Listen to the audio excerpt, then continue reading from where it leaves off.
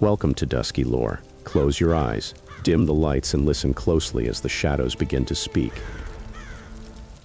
Story 1.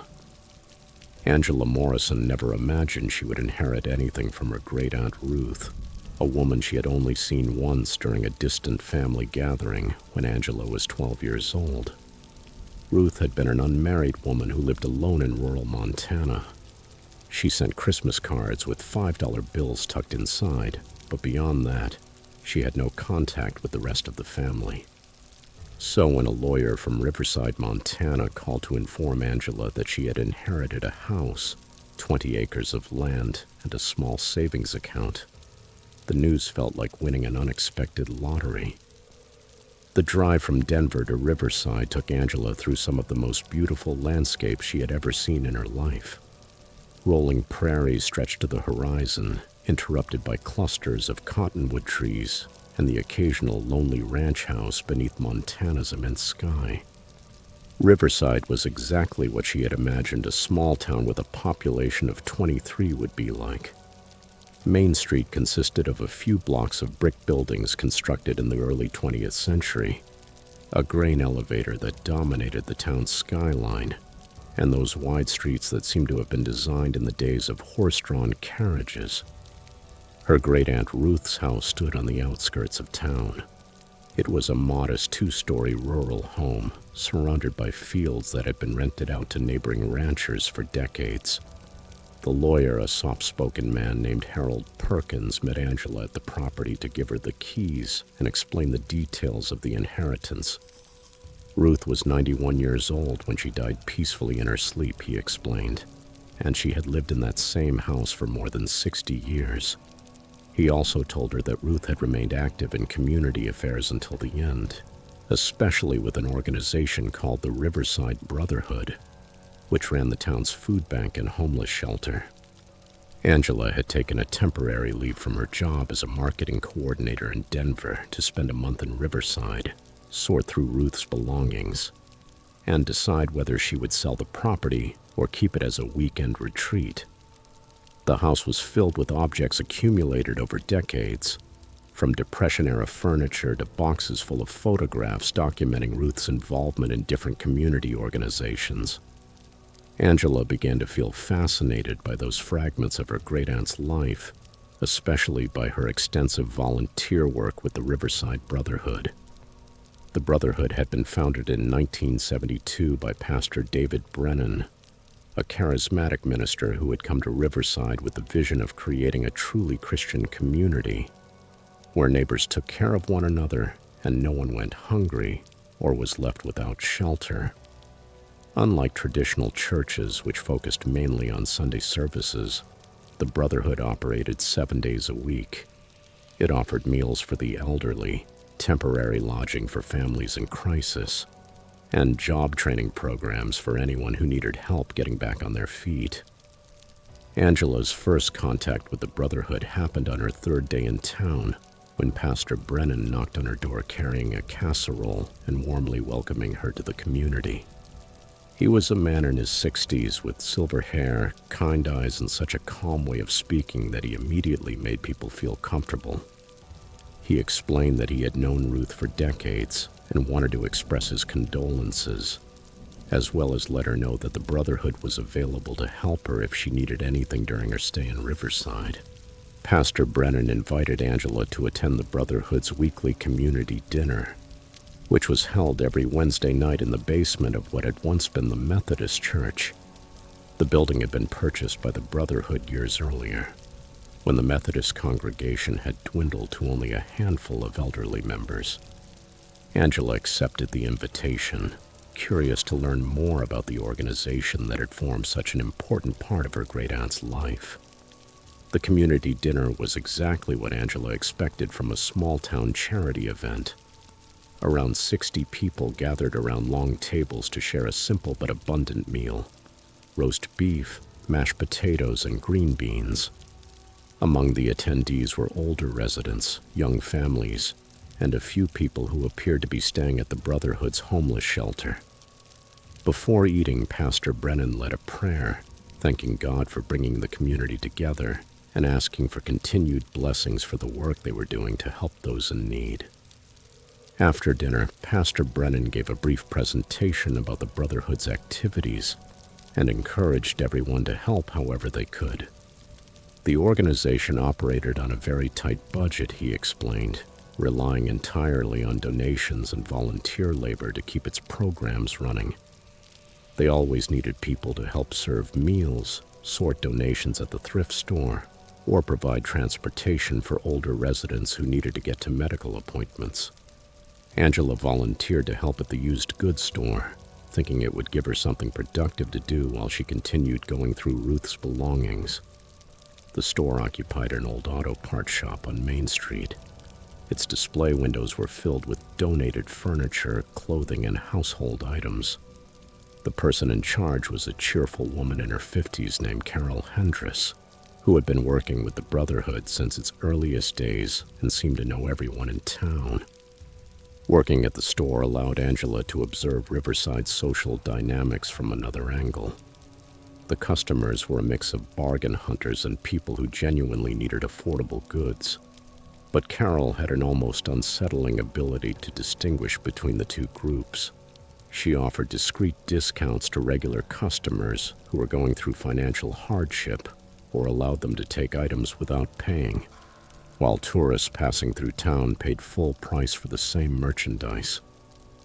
It was during her second week as a volunteer that Angela began to notice certain troubling patterns in the way the Brotherhood operated. On several occasions, she saw Carol having quiet conversations with certain customers, arrangements that seemed to involve something more than simply buying used clothing or furniture. Those conversations always took place near the back of the store, away from the other customers, and without exception, they ended with the person leaving through the rear door instead of the main entrance. Angela's curiosity grew even more when she discovered that the store's back room contained far more merchandise than could ever fit in the main sales area. Boxes and bags of donated items were stacked to the ceiling, forming narrow aisles between towering walls of accumulated objects. Carol explained that they were always behind on processing donations, but something about that explanation did not sound convincing to Angela. Why would a charity store hold back merchandise if it needed money to fund its programs? The answer began to become clearer when Angela volunteered to help with the Brotherhood's weekly food distribution. Every Saturday morning, volunteers loaded trucks with groceries and delivered them to elderly residents and families who could not travel to the organization's main headquarters. Angela was assigned to accompany a driver named Tom Martinez, a quiet man in his 30s who seemed uncomfortable with casual conversation, but knew exactly where to find every recipient on the route. The food delivery route took them to some of the poorest areas around Riverside, including a cluster of mobile homes near the railroad tracks and several isolated farms where elderly people lived alone. At each stop, Tom carried the food boxes to the door while Angela waited in the truck. She noticed that the conversations at each doorway lasted much longer than necessary for a simple food delivery, and that the recipients frequently handed Tom envelopes or small packages before he returned to the vehicle. When Angela asked Tom why those conversations lasted so long, he became evasive and changed the subject. The people on the route were grateful for the Brotherhood's help, he said, and sometimes wanted to talk about their lives or share news about their families. It was an important part of the organization's mission, he added, to provide not only material assistance but also human connection to isolated members of the community. Angela might have accepted that explanation if not for what she discovered among Ruth's personal papers. Hidden inside a shoebox at the back of her great-aunt's closet, she found a collection of documents that showed a very different picture of the Riverside Brotherhood's activities. Bank statements revealed that Ruth had been making monthly payments to the Brotherhood for years, amounts far larger than would be reasonable as donations to a charity. Even more disturbing were handwritten notes in Ruth's careful handwriting, in which she documented her concerns about the Brotherhood's special services and her fear that she was being watched by other members of the organization.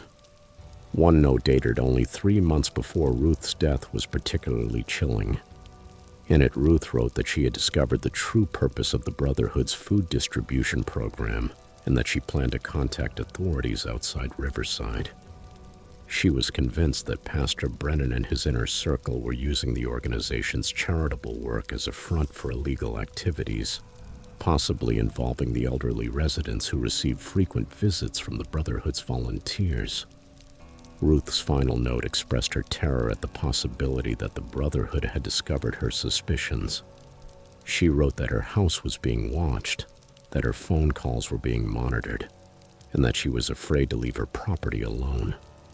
She had hidden copies of the evidence in several places throughout the house, hoping that someday someone would find them and reveal the truth about the Riverside Brotherhood's operations. Angela spent the next 2 days searching every corner of Ruth's house, following the clues left in her great-aunt's cryptic notes.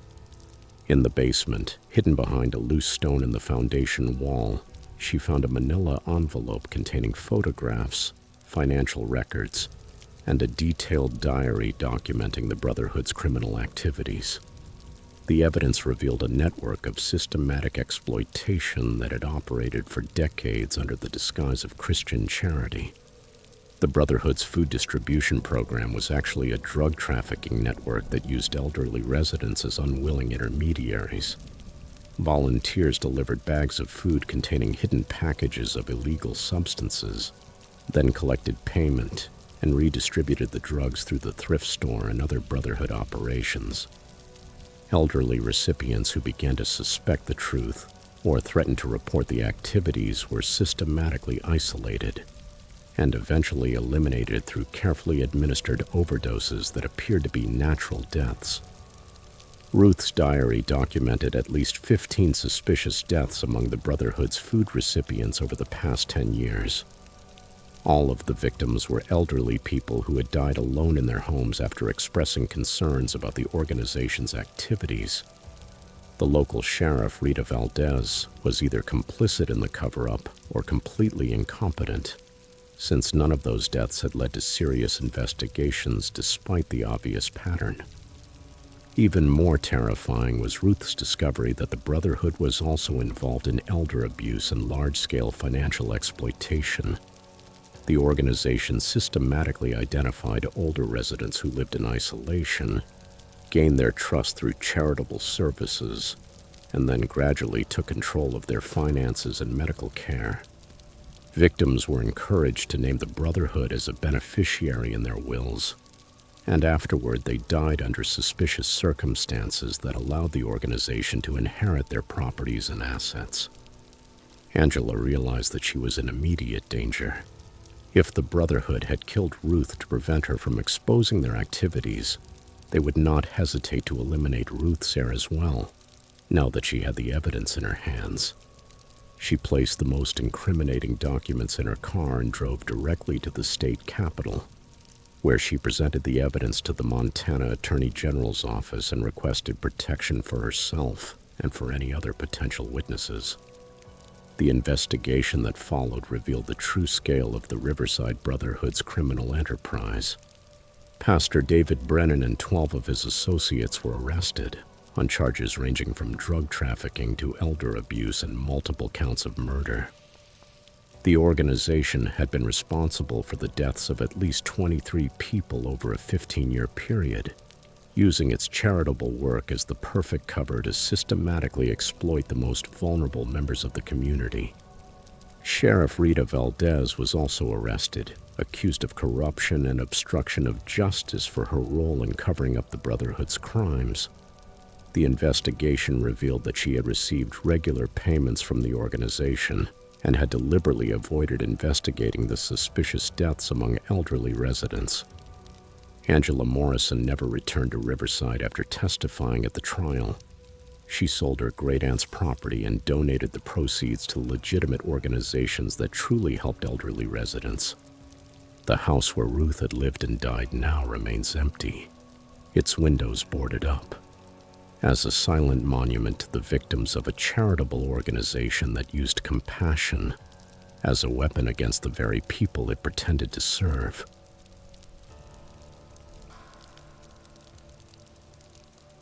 Story 2.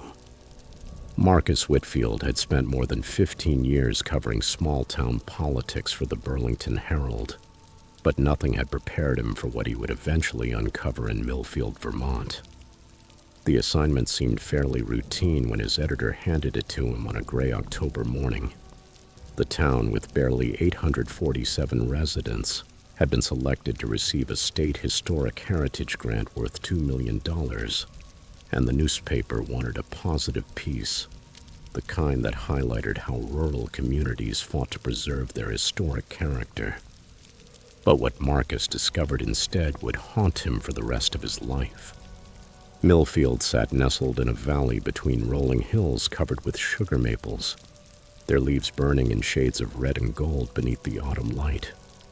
Main Street looked as if it had been taken from a Norman Rockwell painting, with a white church topped by a pointed steeple, a general store with wooden floors that creaked underfoot, and houses with wraparound porches where elderly residents waved from their rocking chairs. The Millfield Preservation Society had done an exceptional job maintaining the town's 19th century charm, even preserving gas street lamps that cast warm circles of light onto the sidewalks every night.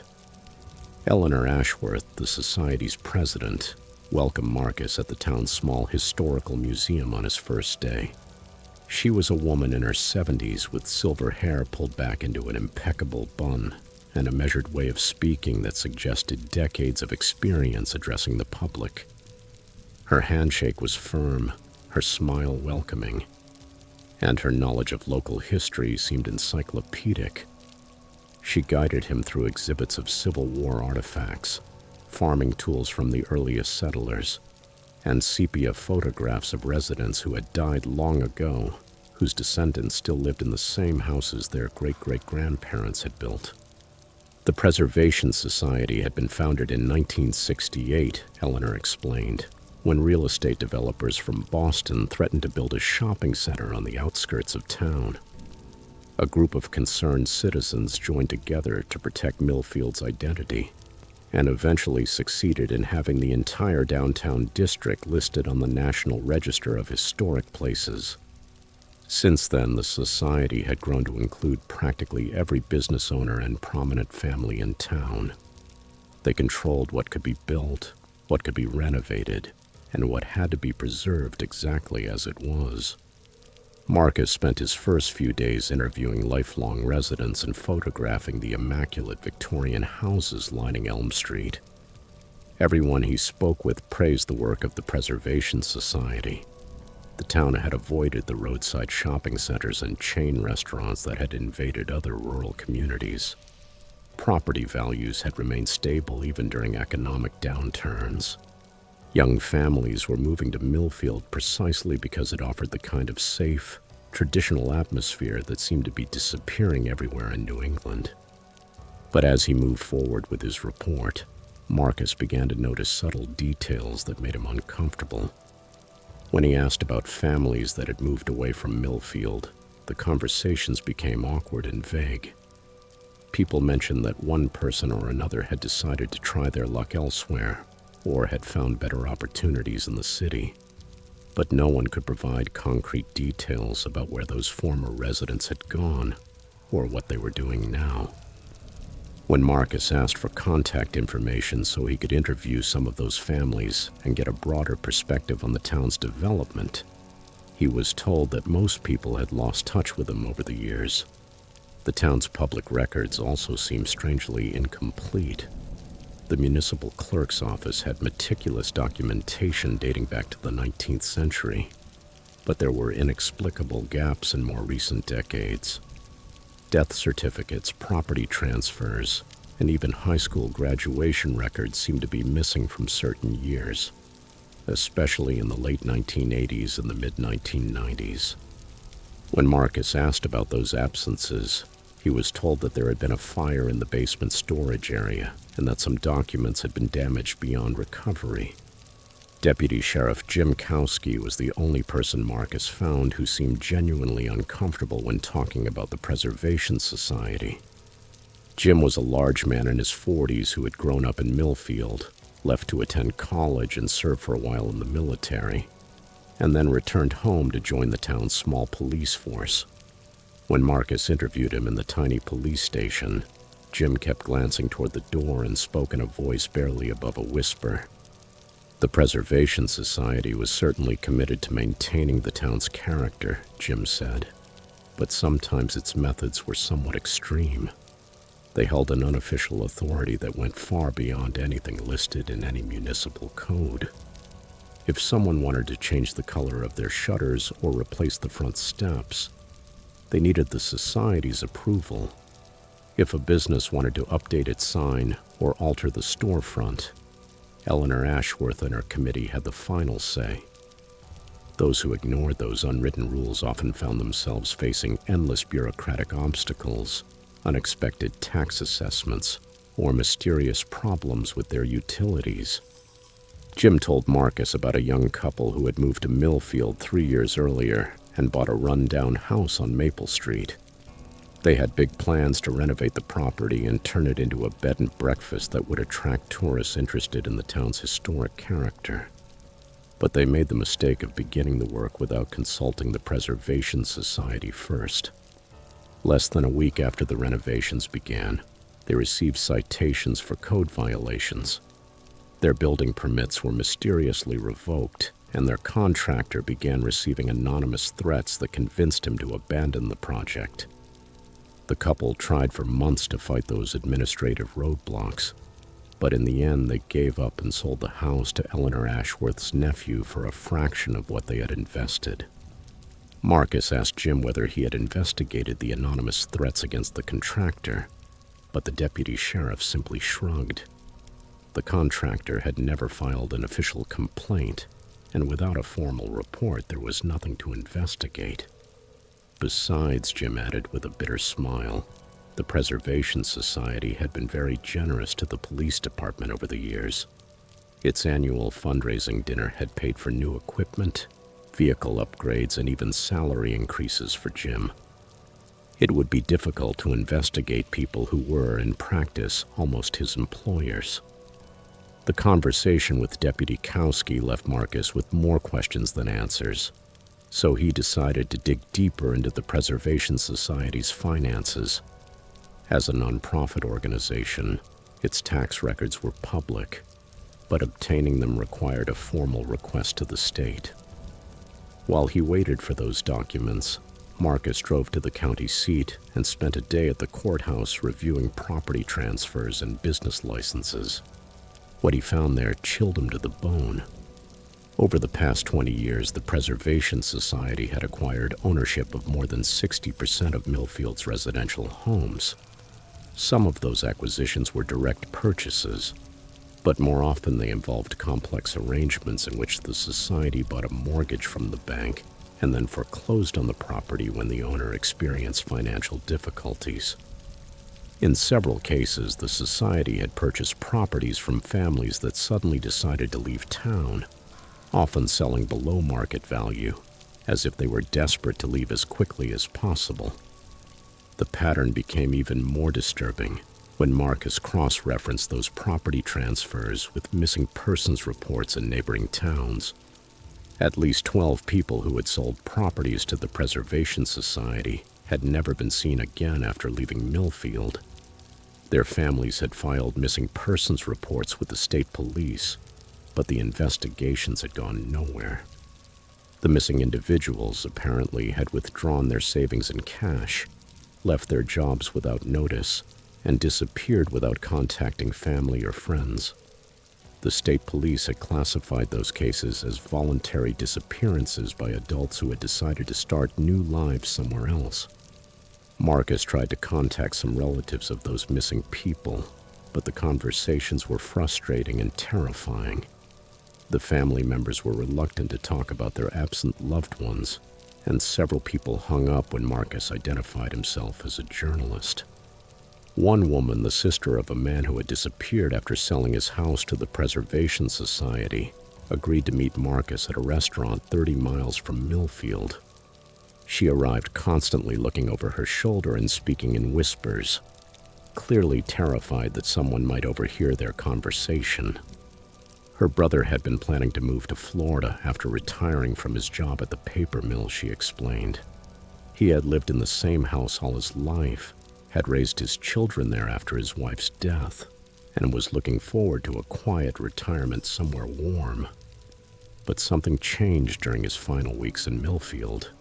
He became paranoid and nervous, convinced that someone was watching his house and following him around town. He told his sister that he had discovered something terrible about the Preservation Society, something that put him in danger. Before he could explain to her what he had found out, he died. The official cause of death was recorded as a heart attack, but his sister never believed that explanation. Her brother had been in excellent health and had no history of heart problems. More importantly, his body was found in the basement of his house, which made no sense because he never went down there. The basement stairs were steep and narrow, and his arthritis made it difficult for him to use them safely.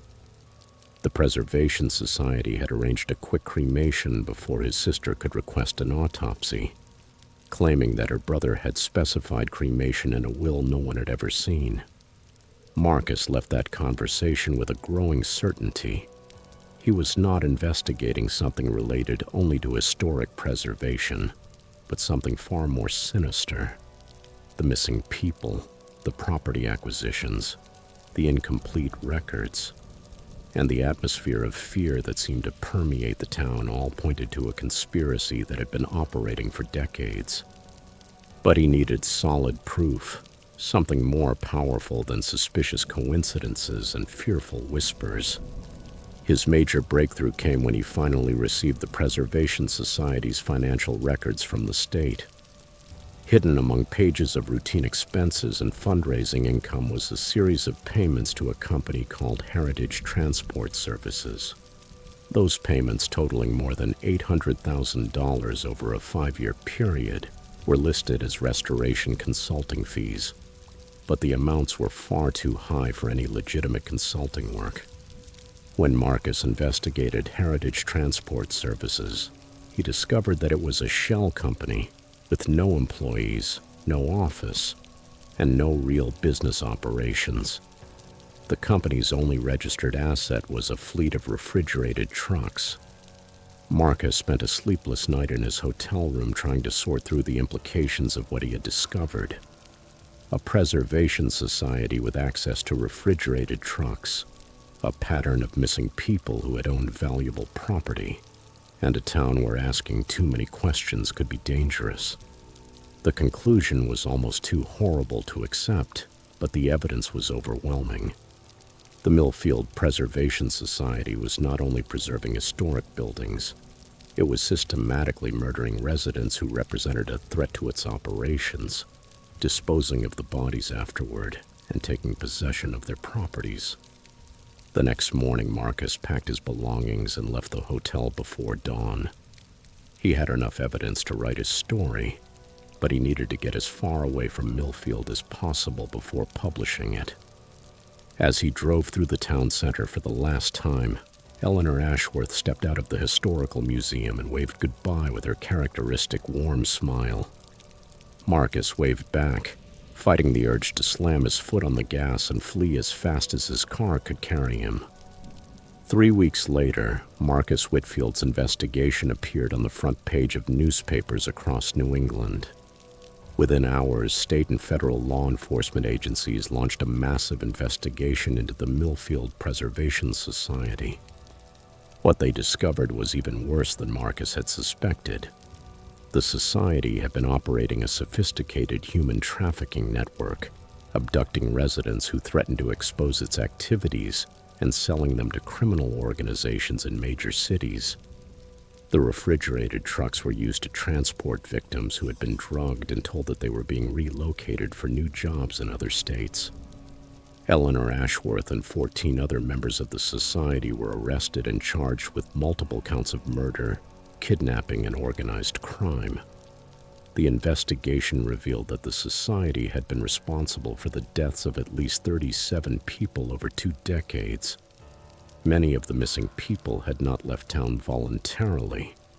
They had been murdered in the basement of the historical museum. Their bodies were dissolved in acid, and their properties were seized through forged documents. Marcus Whitfield received a Pulitzer Prize for his investigative journalism, but the recognition brought him no satisfaction.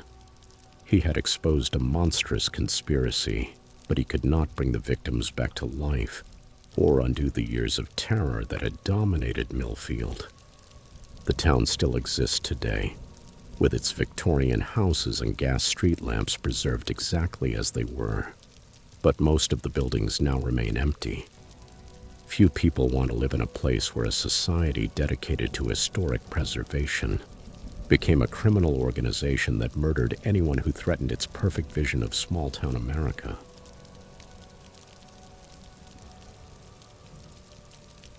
Story 3.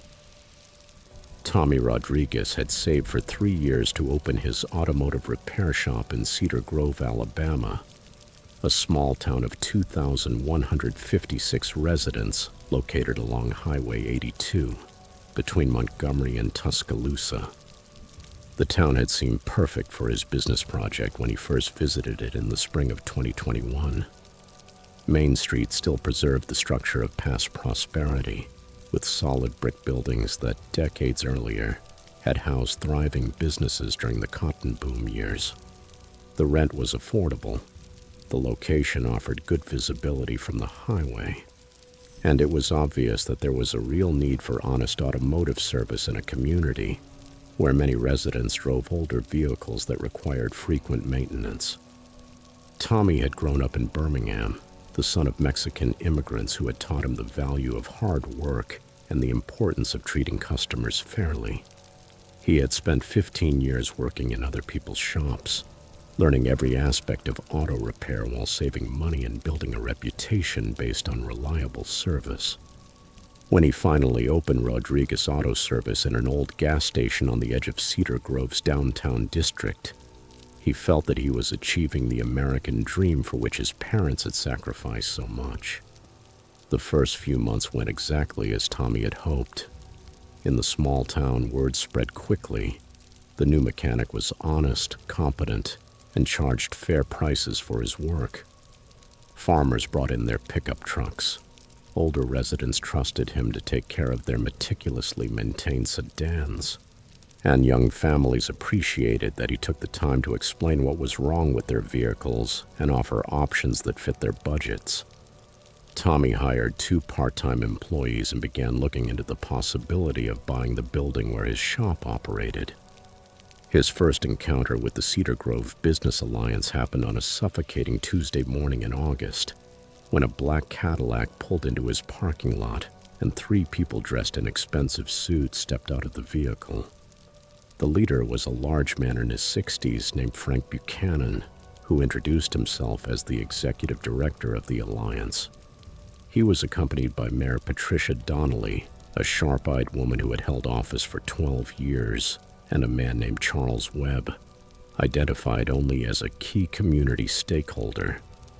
Frank Buchanan's manner was friendly but firm as he explained that the Business Alliance functioned as a kind of unofficial chamber of commerce for Cedar Grove. Its goal, according to him, was to help coordinate economic development and ensure that new businesses integrated properly into the community. All business owners in town were expected to join the alliance and participate in its activities, which included monthly meetings, community fundraising events, and cooperative advertising campaigns to promote Cedar Grove as a destination for shoppers and tourists. The membership fee was $500 a month, plus additional contributions for special projects and community improvements. In exchange, Alliance members received priority consideration for municipal contracts, favorable treatment on zoning and permit applications, and protection against unfair competition. Frank emphasized that last point with particular intensity, explaining that the Alliance worked hard to make sure established businesses were not harmed by newcomers who did not understand local market conditions. Tommy politely declined the invitation to join, explaining that he preferred to focus on providing good service to his customers instead of getting involved in the town's business politics. His shop was doing well on its own, he said, and he did not see the need to pay monthly dues for benefits he did not need. The three visitors exchanged glances at his response, and Mayor Donnelly wrote something in a folder before leaving without further argument. Within a week, Tommy began experiencing problems that seemed designed to drive him out of business. The municipal building inspector arrived without notice to conduct a thorough review of his shop, pointing out violations that had never been mentioned during previous inspections. 2 days later, the fire chief appeared, ordering expensive modifications to Tommy's electrical system and threatening to shut down the business if the work was not completed within 30 days. The following week, a representative from the State Environmental Protection Agency showed up, claiming that someone had reported improper disposal of automotive fluids. Each inspection resulted in fines and mandatory upgrades that cost Tommy thousands of dollars he had not planned to spend on regulatory compliance. Even more concerning was the way his customer base began to shrink without explanation. Regular customers stopped bringing their vehicles to his shop, often offering vague excuses about having found a service closer to their homes or having decided to take their cars to dealerships in Montgomery. Tommy suspected that the business alliance was behind his problems, but he had no proof of coordination between the organization and the various government agencies that were suddenly examining his operations under a microscope. When he complained to municipal officials about the harassment, he was told that all inspections were routine and that any business owner who maintained proper standards had nothing to worry about.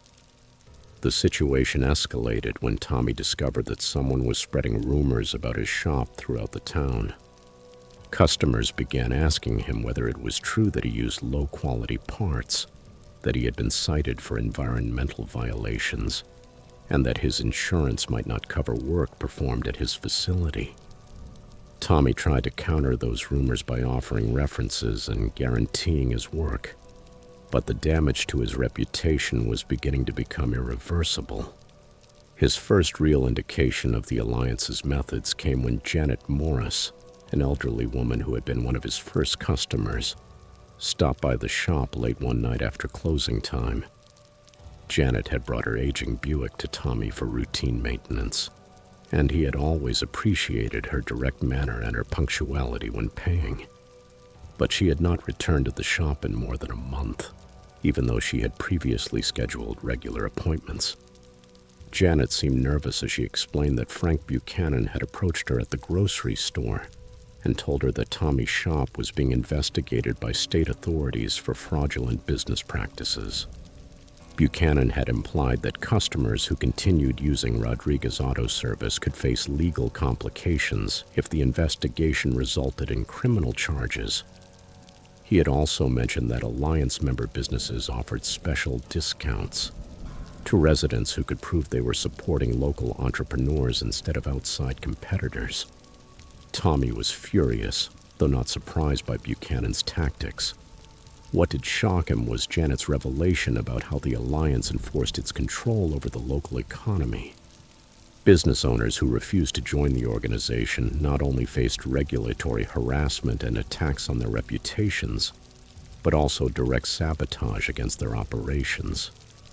Janet had heard stories about businesses not affiliated with the Alliance suffering thefts, vandalism, and mysterious equipment failures that forced them to close permanently.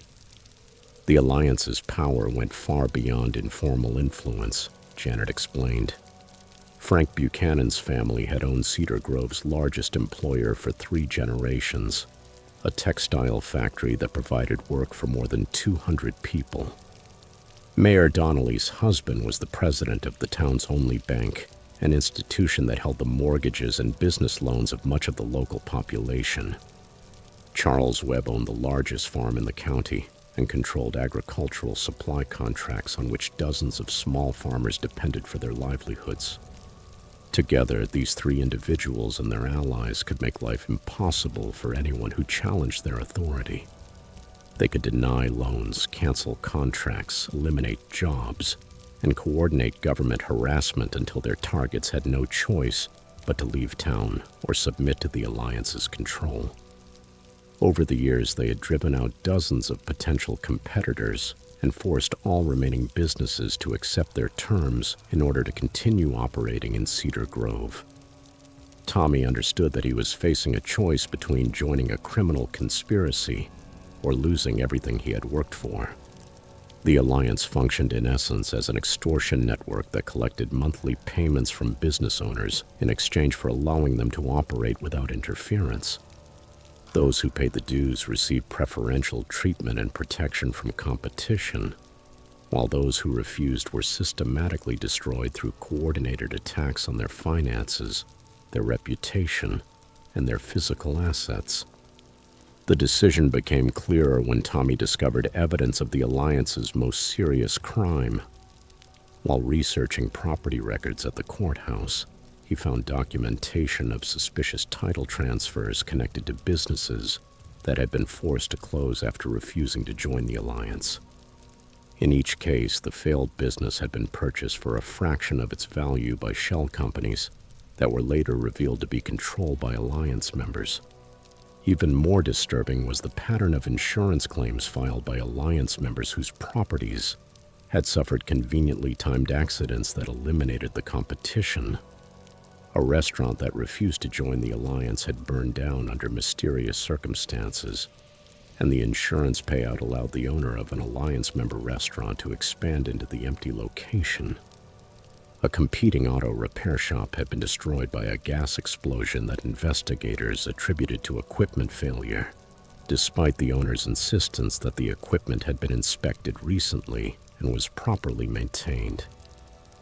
Tommy began secretly documenting his interactions with Alliance members and government officials, recording conversations and photographing evidence of the coordinated harassment he was experiencing.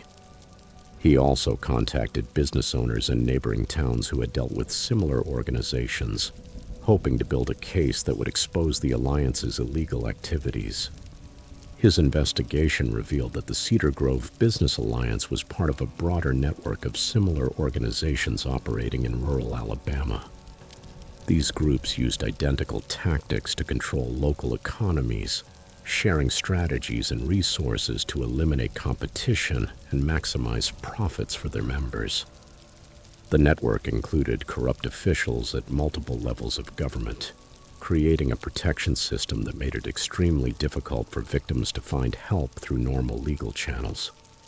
Tommy's evidence gathering was interrupted when his shop was broken into one Sunday night in October. The intruders did not steal anything of obvious value, but they searched his filing cabinets and office computer, clearly looking for specific information. Tommy understood that the Alliance had discovered his investigation and that it would soon intensify its efforts to force him to shut down the business. Instead of waiting for the situation to worsen even further, Tommy contacted the local FBI office in Birmingham and requested a meeting with agents specializing in organized crime and public corruption cases. The evidence he had gathered, combined with similar complaints from business owners in other towns, provided the basis for a federal investigation that would eventually expose the Alliance's criminal activities. The FBI investigation revealed that the Cedar Grove Business Alliance and its affiliated organizations had been operating what amounted to a criminal enterprise for more than 20 years. Frank Buchanan, Mayor Patricia Donnelly, Charles Webb, and 14 other Alliance members were charged with organized crime, extortion, conspiracy, and arson. The investigation also led to corruption charges against officials from several government agencies who had participated in the harassment of business owners who refused to submit. Tommy Rodriguez eventually reopened his automotive repair shop after the arrest of the Alliance's leaders. But the experience forever changed his view of small-town America. He had discovered that the picturesque communities portrayed in movies and television shows could hide sophisticated criminal organizations that controlled every aspect of local economic life.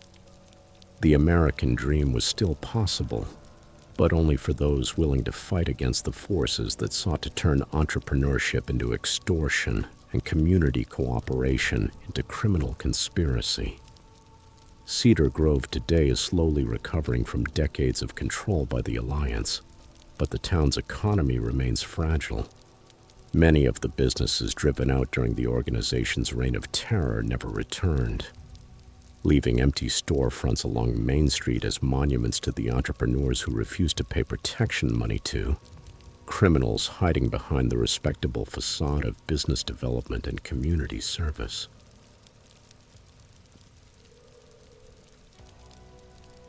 Story 4. Dr. Sarah Mitchell had always been fascinated by the gaps in local history, by those stories that communities preferred not to remember. As a professor of American Studies at Kansas State University, she had dedicated her career to researching the darker chapters of small-town life, those that were often excluded from official records and carefully polished historical accounts. When the Harmony Historical Committee invited her to research and write a commemorative book for the town's sesquicentennial celebration, Sarah saw it as an opportunity to examine the social dynamics of a community that had remained remarkably isolated, despite being located only 40 miles from Topeka. Harmony, Kansas had a population of 934 residents, most of whom could trace their family roots in the area back at least 3 generations. The town had been founded in 1873 by German immigrants who purchased a large stretch of prairie land from the railroad company. Unlike many Kansas settlements that had prospered and then declined with agricultural cycles, Harmony had maintained a stable population and relative prosperity, thanks to careful community planning and conservative financial management. The historical committee was led by Councilman Robert Hayes, whose great-grandfather had been one of the town's original settlers. Robert was a soft-spoken man in his 50s who ran the local insurance agency and had served on the town council for more than a decade. He explained to Sarah that the committee wanted a complete history that celebrated Harmony's achievements, while also preserving the stories of the families who had built the community over 5 generations. Sarah was granted access to the town archives, stored in the basement of the public library under the supervision of Grace Peterson, the head librarian, who had worked there for 37 years. The collection included town council minutes, school board records, church files, and hundreds of photographs documenting community events from the late 19th century to the present. Grace was knowledgeable and helpful, but Sarah noticed that certain periods of the town's history were poorly documented compared with others. The most obvious gap corresponded to the 1960s, when Harmony had experienced significant changes that were mentioned in passing but never explained in detail. References in the town council minutes suggested major population turnover, property sales, and the creation of new community organizations. However, the supporting documents that would have explained those changes were not in the archives. Grace explained that there had been a flood in the library basement in the 1980s, and that many old records had been damaged beyond recovery. Sarah began interviewing longtime residents to fill the gaps in the written record, but she soon encountered resistance whenever she asked about the 1960s.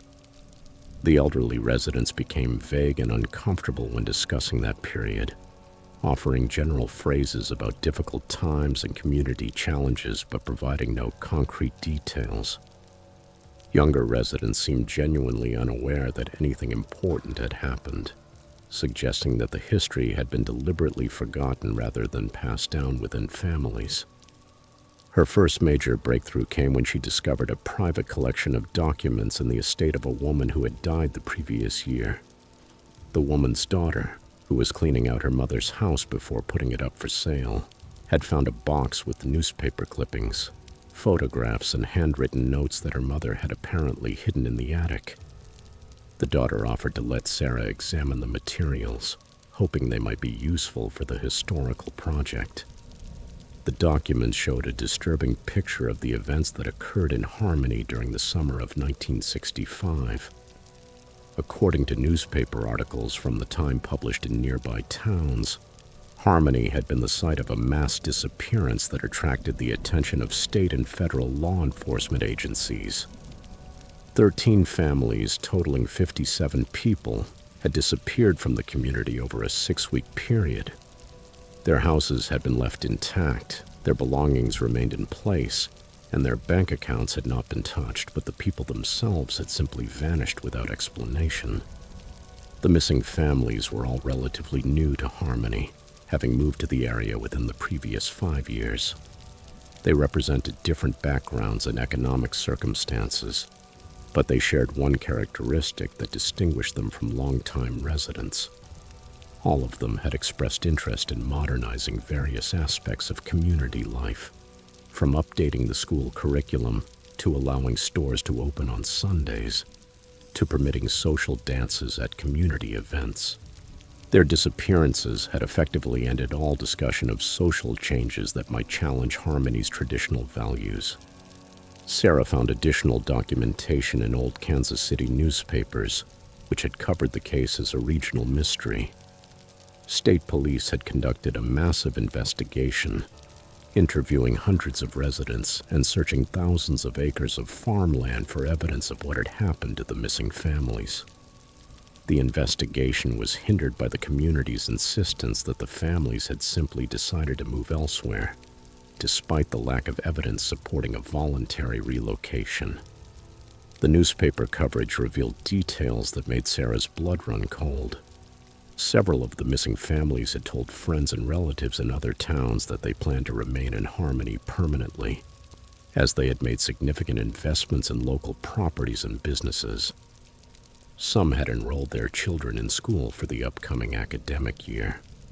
One family was even building a new house, with construction materials already delivered to the lot when they disappeared. Even more disturbing was the timing of the disappearances, shortly after those families began organizing to question certain community decisions. They had challenged the historical committee's control over property development, opposed religious requirements for participation in civic activities, and advocated for more inclusive policies toward newcomers who did not share the community's German Lutheran heritage. Sarah realized that she had stumbled upon evidence of what appeared to be the systematic elimination of community members who threatened the established social order.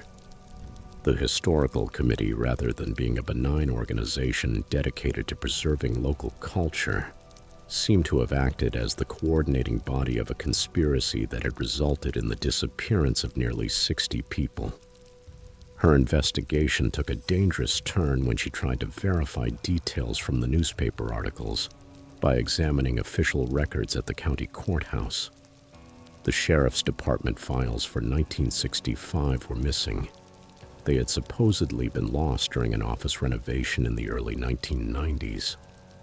Property records showed that the houses and businesses belonging to the missing families had been sold months after their disappearances, but the sales had been handled through a legal process that seemed designed to conceal the real buyers.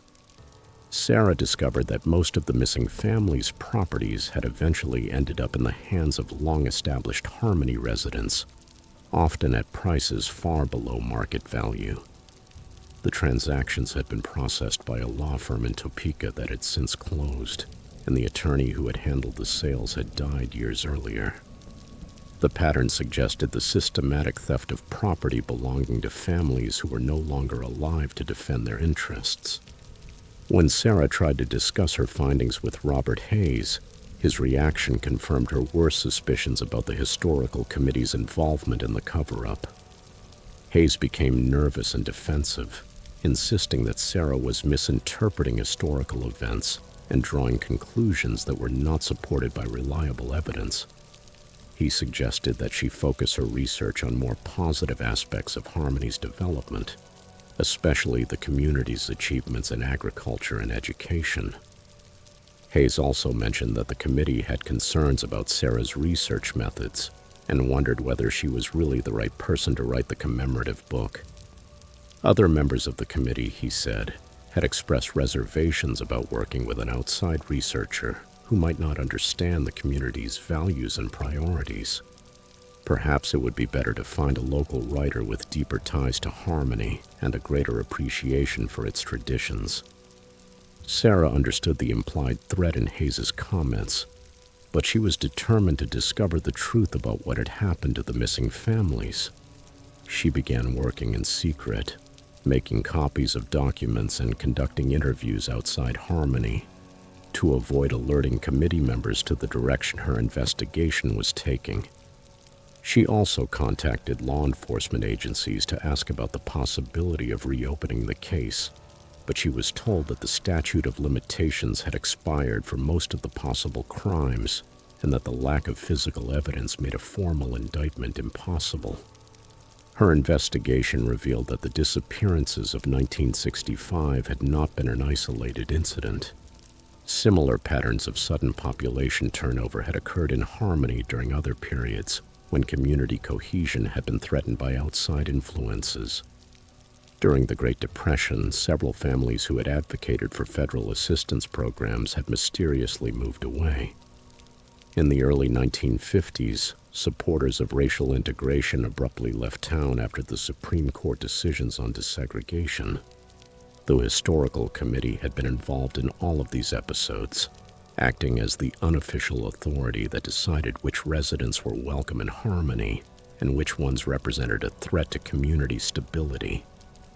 The committee's power came from its control over local institutions, including the school board, town council, and various business organizations.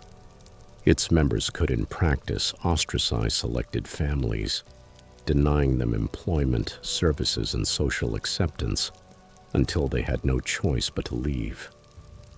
Sarah's final discovery came when she found evidence that the Historical Committee's activities had continued in recent decades, though with methods less dramatic than a mass disappearance. Families that questioned community decisions or advocated for unwanted changes were systematically harassed until they chose to move away. Then their departure was explained as a voluntary decision to seek better opportunities elsewhere, maintaining the fiction that Harmony was a harmonious community where everyone was welcome. When Sarah tried to present her findings to law enforcement authorities, she discovered that several key figures in the county sheriff's department were related to current and former members of the Historical Committee. Her investigation had been monitored from the beginning, and community leaders were already taking steps to discredit her work and prevent the publication of her discoveries.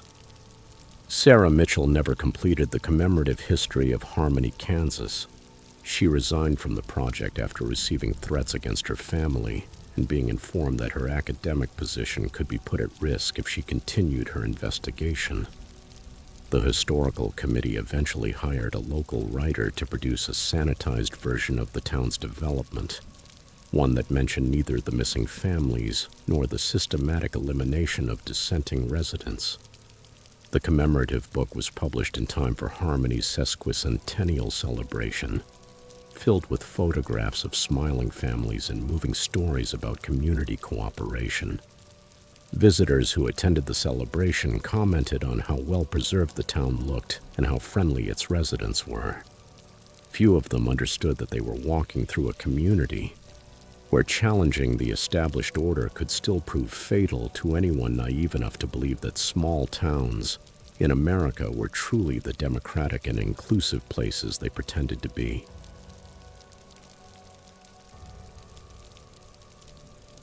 Story 5. Jennifer Walsh thought she had finally found the perfect suburban paradise when she moved to Willowbrook, Ohio, in the spring of 2022. The town, with 3,411 residents, sat in an affluent area of rolling hills 30 minutes from Columbus, where tree-lined streets wound between colonial and Tudor-style homes, all maintained with almost flawless precision. Every yard displayed professional landscaping, and the town center looked as if it had come out of a lifestyle magazine, with its boutique shops, artisan cafes, and weekly farmers market. Jennifer had relocated from Chicago after accepting a marketing position at a technology company that allowed her to work remotely.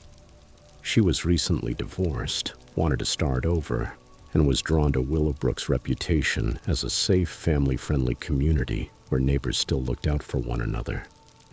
The the house she bought was a 1920s brick colonial on Maple Avenue, with a wraparound porch and a backyard that the previous owners had maintained with obvious pride and considerable skill. Within a few days of moving in, Jennifer received a handwritten invitation to join the Willowbrook Garden Club. The invitation was delivered to her door by an elegant woman in her 60s who introduced herself as Victoria Sterling. The club had been founded in 1948, Victoria explained, and had grown to include most of the women in Willowbrook who took pride in their homes and gardens. The members met twice a month for educational programs, social activities, and community service projects that kept the town beautiful throughout the year. The monthly dues were modest, Victoria said. In addition, the club offered numerous benefits, including group discounts at local nurseries, access to the knowledge of master gardeners within the membership, and participation in the annual home and garden tour, Willowbrook's most important social event. More importantly, belonging to the club provided opportunities to connect with other women who shared an interest in creating beautiful living spaces and preserving community standards that protected everyone's property values. Jennifer was pleased to be welcomed into the community so quickly and accepted the invitation without hesitation. Her first garden club meeting was held in the fellowship hall of the Presbyterian Church, where 35 women gathered for coffee, pastries, and a presentation on native Ohio wildflowers. The atmosphere was warm and sophisticated, with members dressed in the kind of quietly expensive clothing that suggested comfortable financial standing without slipping into ostentation. Victoria Sterling clearly commanded respect as club president, a position she had held for more than a decade. She ran the meetings with parliamentary efficiency, announced upcoming events with the confidence of someone accustomed to having her decisions accepted without question, and offered gardening advice with the authority of genuine experience. The other members deferred to her opinions and competed for her approval in a way that reminded Jennifer of high school social dynamics, though carried out with the refinement that came from decades of adult maturity. The club's community service projects were impressive both in scope and impact. The members organized neighborhood cleanups, maintained flower gardens in public spaces, and coordinated with municipal officials to ensure that Willowbrook's property maintenance standards were applied consistently. The club also operated an informal welcoming committee that helped new residents integrate into the community while learning local expectations about home and garden care. Jennifer enjoyed the social aspects of belonging to the club and discovered that being part of the organization opened doors for her throughout Willowbrook. Shopkeepers were friendlier, service providers gave priority to club members, and her neighbors treated her with the kind of respect that came from being accepted by the community's unofficial leadership. The garden club clearly exercised influence that went far beyond horticulture and home decoration. Her first sign that the club's activities might include darker elements came during a conversation about a family that had recently moved away from Willowbrook. The Hendersons had lived on the same street as Jennifer, in a beautiful Tudor revival home that, in theory, should have fit perfectly with the neighborhood's aesthetic standards. But according to the whispered conversations during coffee hour, the family had struggled to maintain their property properly and had made several landscaping decisions that other residents considered inappropriate. The Hendersons had planted vegetables in the front yard, installed solar panels on the roof, and allowed their children to play in ways other neighbors considered too loud and disruptive. More problematic still, Mrs. Henderson had refused to join the garden club despite receiving multiple invitations, explaining that she preferred to devote her volunteer time to environmental activism and social justice causes, which she considered more important than neighborhood beautification. According to Victoria Sterling, the Hendersons had eventually understood that Willowbrook was not the right community for their lifestyle and had decided to move somewhere more compatible with their values. Their house had sold quickly to a lovely family that already understood the importance of maintaining neighborhood standards. Jennifer found the story unsettling because she remembered hearing the Hendersons talk about how much they loved their house and their plans to live there permanently. Still, she assumed circumstances must have changed in ways an outsider could not fully understand. Her concerns intensified when she witnessed the garden club's reaction to another family whose property maintenance had become problematic. The Kramers lived in a 1930s colonial house that had been beautifully cared for until Mr. Kramer developed health problems that made it difficult for him to tend to their extensive gardens. The couple was elderly and lived on a fixed income that did not allow them to pay for professional landscaping services. So their once immaculate yard gradually began to fill with weeds and equipment they could no longer manage. Instead of offering help to the elderly couple who were struggling, several members of the garden club began a campaign of subtle harassment designed to pressure them into selling their home. Anonymous complaints were filed with the Municipal Code Enforcement Department, resulting in violation notices for minor infractions that had been ignored when the property was well maintained. Neighbors began making loud comments about declining property values whenever they passed the Kramers' house, making sure the elderly couple could hear their disapproval.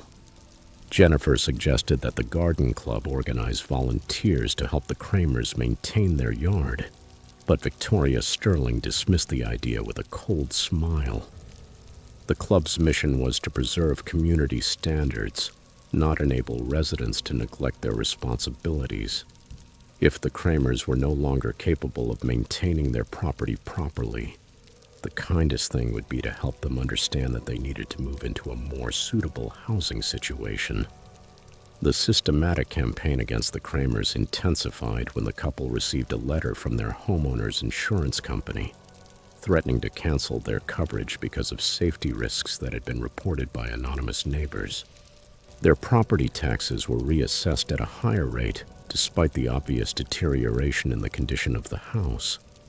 Contractors who had previously provided them with services suddenly became unavailable or dramatically raised their prices. Within 6 months, the Kramers sold their house to a real estate developer, who extensively renovated it before selling it to a young family that immediately joined the garden club and began participating enthusiastically in community activities. Jennifer never learned where the elderly couple had moved, and none of the club members seemed interested in keeping in touch with them after they left Willowbrook. The pattern became clear when Jennifer began paying attention to other families that had left the community during her first year in Willowbrook. In each case, the departing residents had somehow failed to meet the unwritten but rigorously enforced standards related to property maintenance, lifestyle decisions, or social participation. Families with children considered too loud, homeowners who chose unconventional landscaping, and residents who refused to participate in community organizations all ended up moving after experiencing different forms of pressure that made their lives increasingly difficult.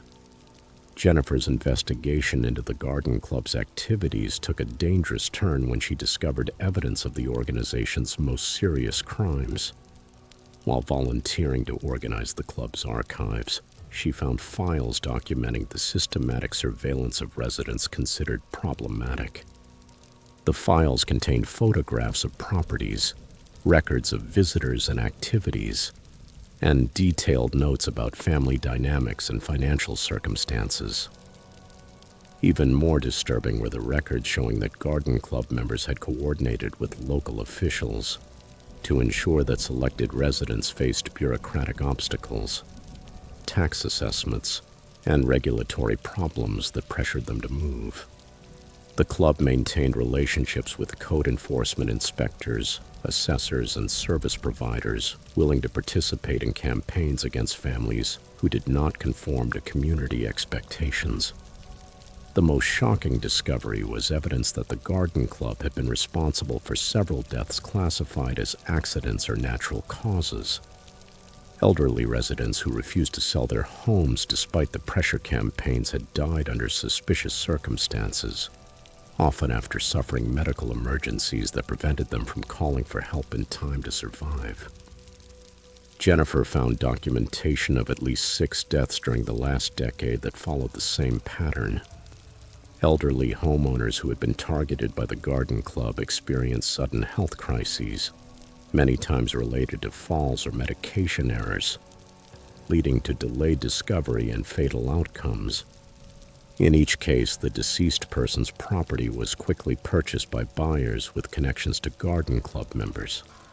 When Jennifer tried to investigate those deaths by reviewing newspaper obituaries and public records, she discovered that Detective Mike O'Brien, who had investigated several of the cases, was married to a prominent member of the garden club. The detective had consistently concluded that the deaths were accidental, despite the existence of evidence that could have justified more thorough investigations. Jennifer understood that she had discovered a criminal conspiracy that used the respectable facade of a suburban women's organization to systematically control who could live in Willowbrook. The garden club operated as a mechanism of social enforcement that eliminated residents who threatened property values, social cohesion, or the established power structure that kept the community exclusive and carefully controlled. Her attempt to expose the garden club's activities almost cost her life. After contacting law enforcement authorities outside Willowbrook's jurisdiction, Jennifer began experiencing the same types of harassment that had been used against other targeted residents. Her house was vandalized, her car was sabotaged, and she received anonymous threats warning her to stop spreading false accusations against respected members of the community. The situation escalated when Jennifer returned home after work and found that someone had entered her house and left a potted plant on the kitchen table. The plant was a beautiful arrangement of oleander flowers, which Jennifer recognized as highly poisonous. The message was clear. The garden club had the ability to enter her house whenever it wanted and possessed knowledge that could be used to eliminate her if she continued threatening its operations. Jennifer contacted the FBI and handed over evidence of the garden club's criminal activities. But the investigation was complicated because of the organization's deep connections inside Willowbrook's government and law enforcement agencies. Several club members were wives of municipal officials, and the organization's charitable activities had created ties with politicians and community leaders who resisted believing that their neighbors were capable of committing systematic murder. The federal investigation eventually resulted in the arrests of Victoria Sterling and 11 other members of the garden club on charges including conspiracy, elder abuse, insurance fraud, and multiple counts of murder. The evidence revealed that the organization had been responsible for at least 14 deaths over 15 years, using various methods to eliminate residents who represented threats to its vision of suburban perfection. Jennifer Walsh moved away from Willowbrook before the trials concluded, unable to keep living in a community where beautification projects had served as cover for the systematic elimination of unwanted neighbors. The legacy of the garden club continues to influence the town, where property values remain high and gardens are still perfectly maintained, but where potential residents are carefully examined to make sure they understand the true cost of suburban paradise.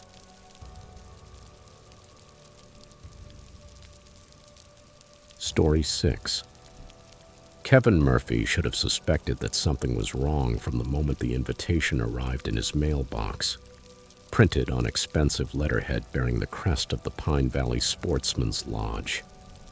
He had never heard of the organization, despite having hunted throughout Idaho for more than 20 years. In addition, the invitation was addressed to him personally, not sent generally to the members of any hunting club he belonged to.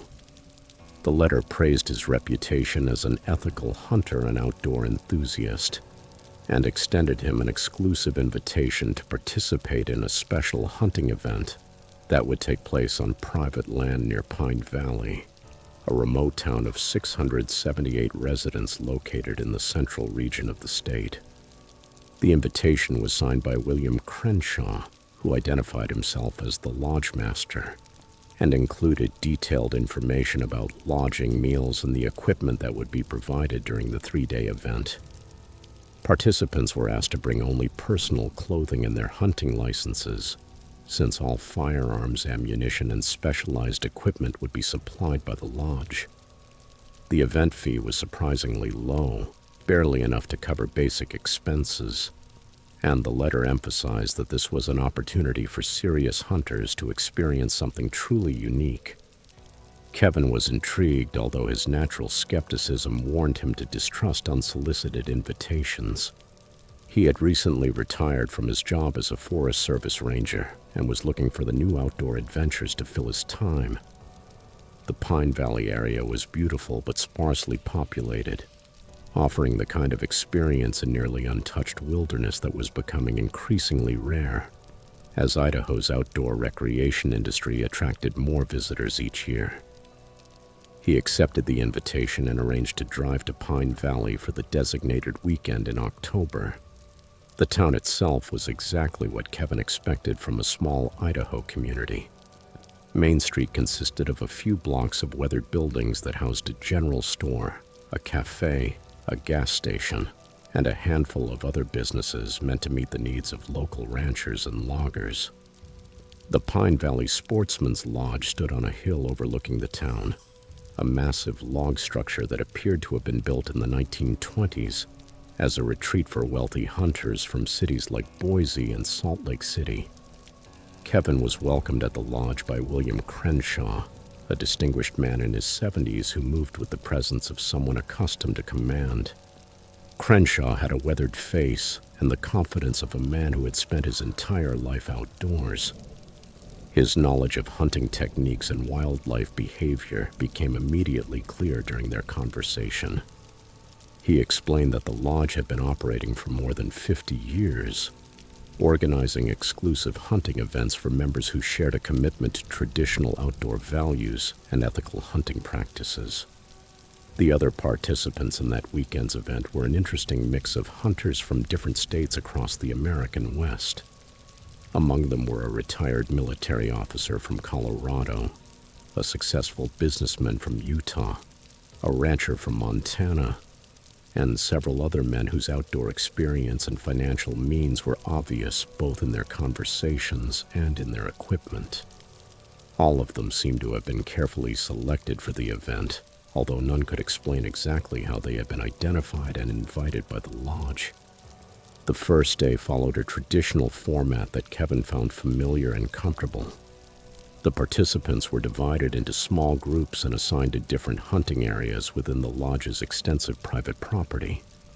The terrain was spectacular, with dense forests, alpine meadows, and steep ridges that offered opportunities to hunt elk, deer, and other species abundant in the region.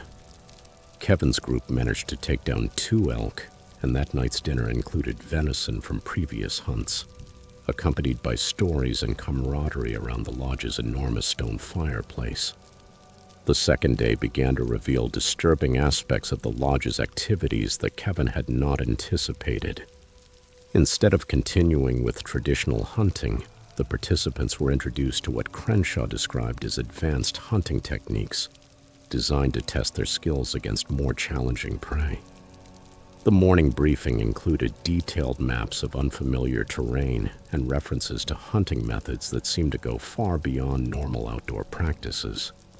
Kevin's discomfort increased when he was handed equipment that seemed excessive for hunting wildlife.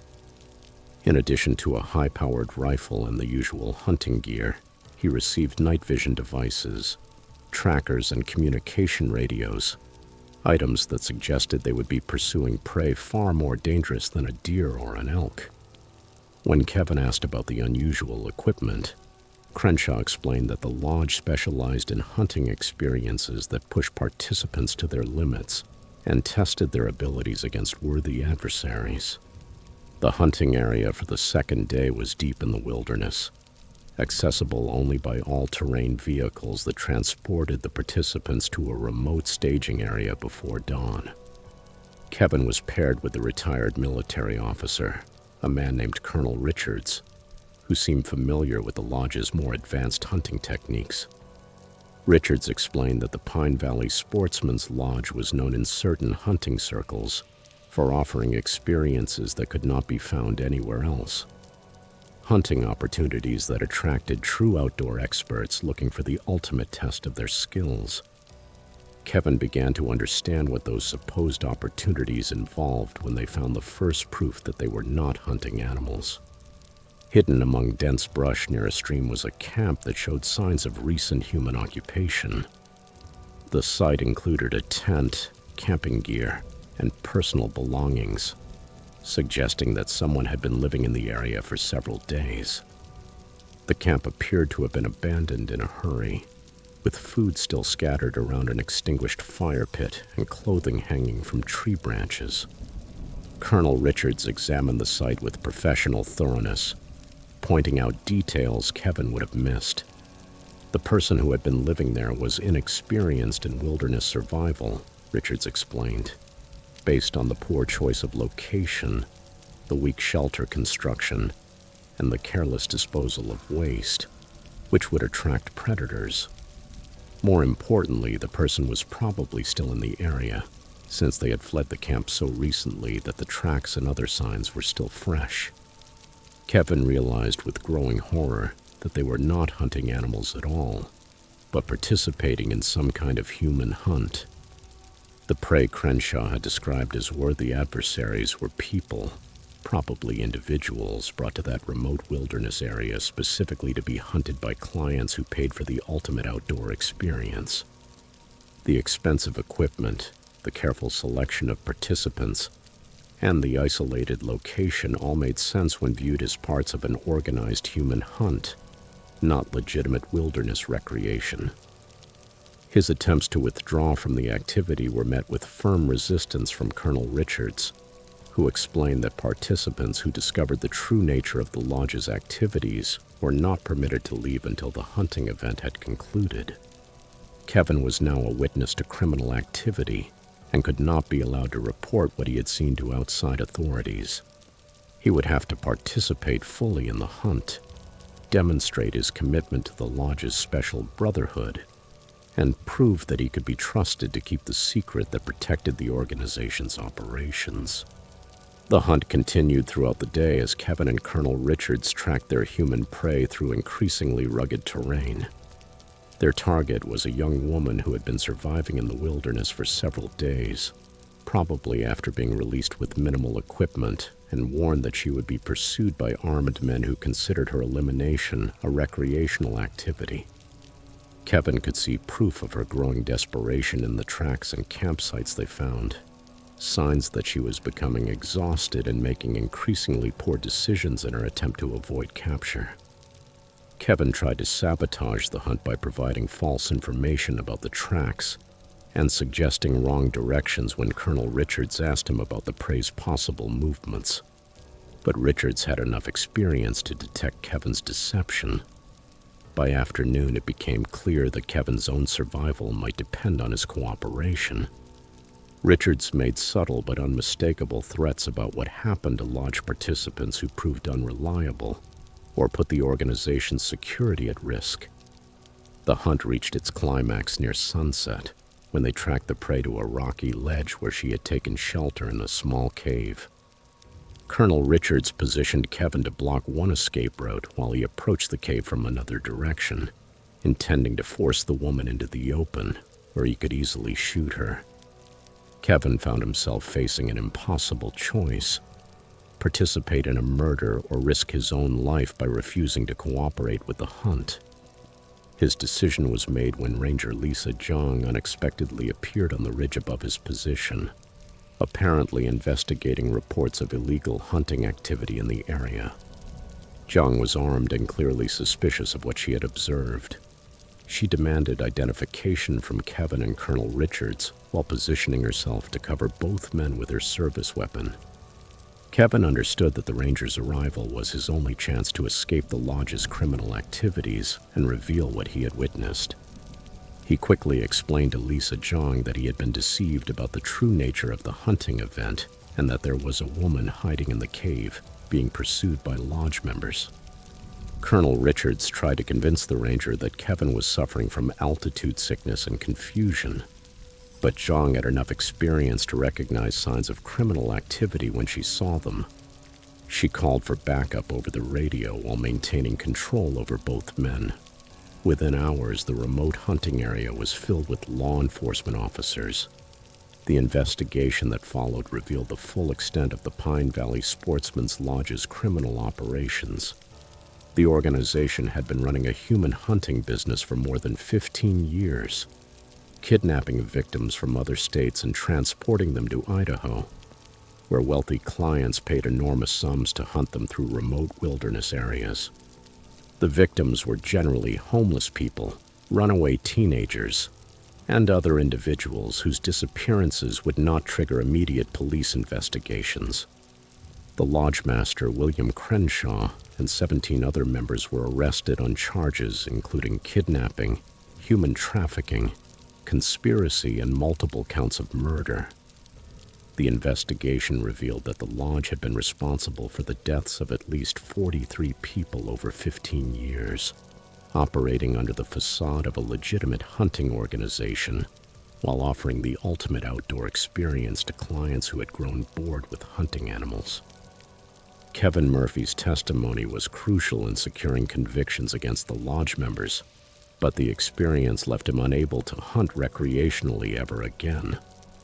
He had discovered that his beloved outdoor activities could be corrupted into something monstrous by people who saw human life as another kind of prey, something to be pursued and killed for entertainment. The Pine Valley Sportsman's Lodge building still stands on its hill overlooking the town, but it has remained abandoned since the arrests. It serves as a reminder that even the most respected community organizations can hide unspeakable evil behind facades of tradition and respectability.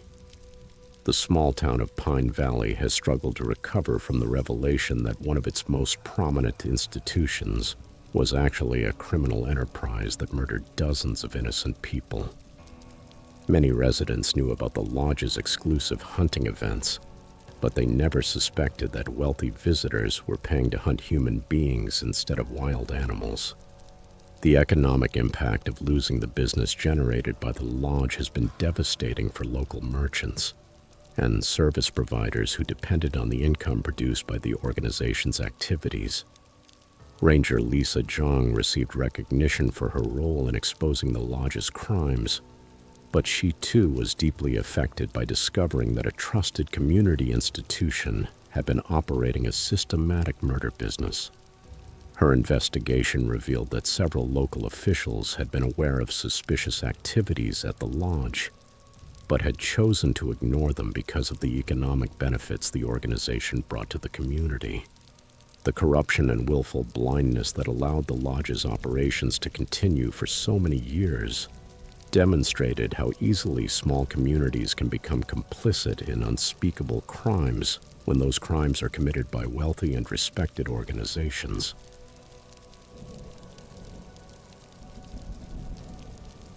Story 7. Michelle Thompson had been looking for a meaningful way to volunteer ever since she moved to Maplewood, Wisconsin, a picturesque town of 17,189 residents nestled among rolling hills covered with maple and oak forests. Her husband's promotion had brought them from Milwaukee to that charming community, where Main Street was lined with well-preserved 19th century buildings, and neighbors still greeted one another from the front porches of their homes.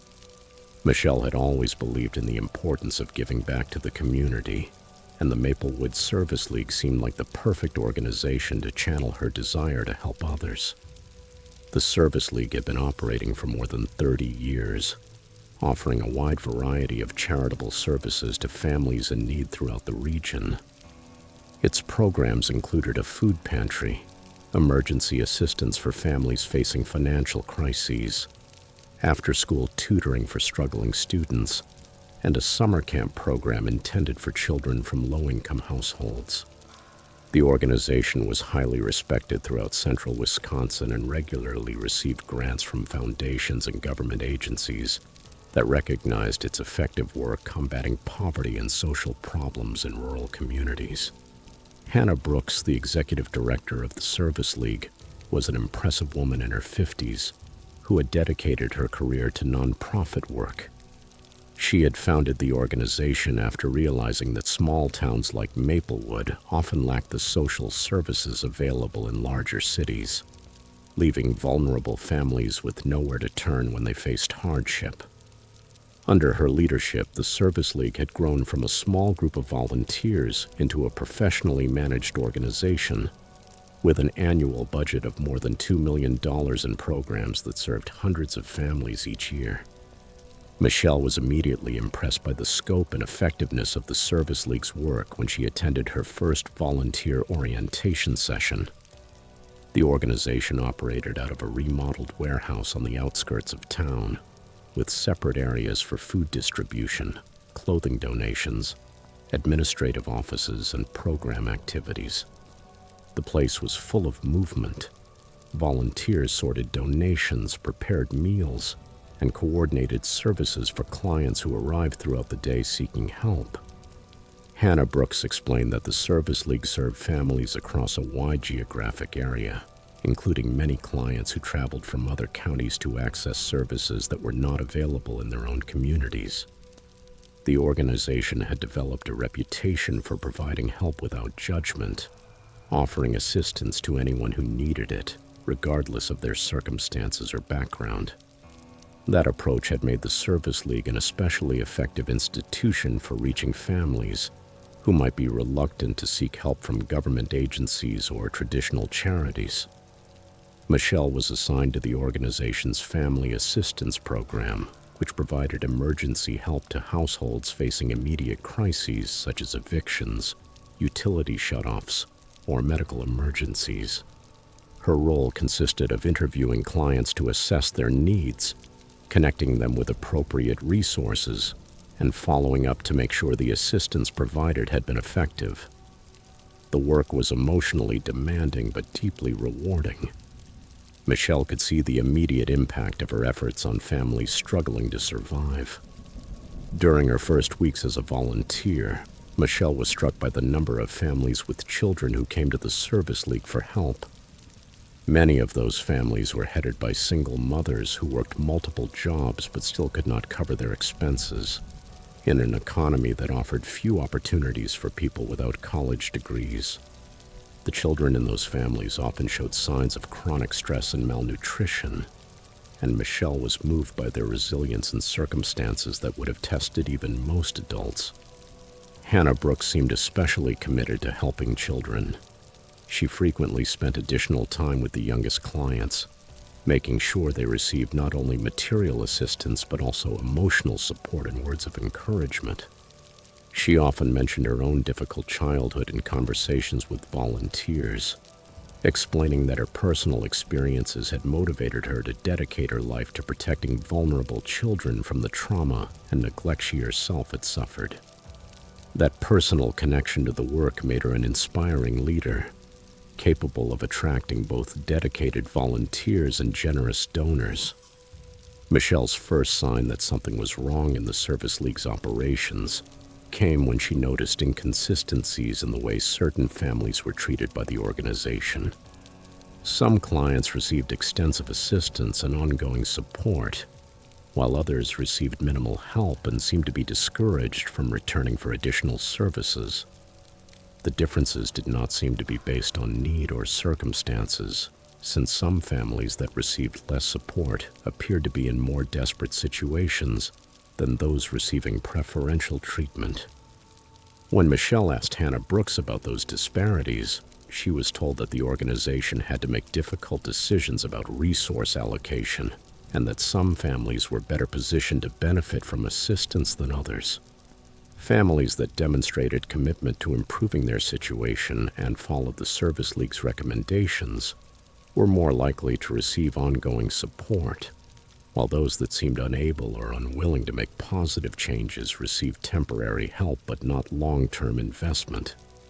Michelle found that explanation troubling because it seemed to contradict the Service League's stated mission of helping anyone who needed assistance.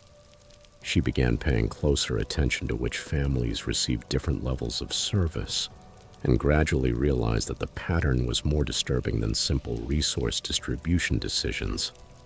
Families with particularly attractive or well-behaved children seemed to receive more attention from Hannah Brooks and other staff members, while families with shy, traumatized, or difficult-to-manage children often received minimal assistance. Her concerns grew when she noticed that some of the children participating in the Service League's programs seemed to develop unusually close relationships with staff members and volunteers. These children arrived early for activities and stayed late after programs ended, spending time in private conversations with adults who gave them special attention and gifts and privileges that were not available to other participants. Michelle recognized those patterns from her training as a teacher, where she had learned to identify possible warning signs of inappropriate relationships between adults and minors. The situation became more alarming when Michelle discovered that the Service League kept detailed files on all the families it served, including photographs and personal information that seemed to go far beyond what was necessary to provide assistance.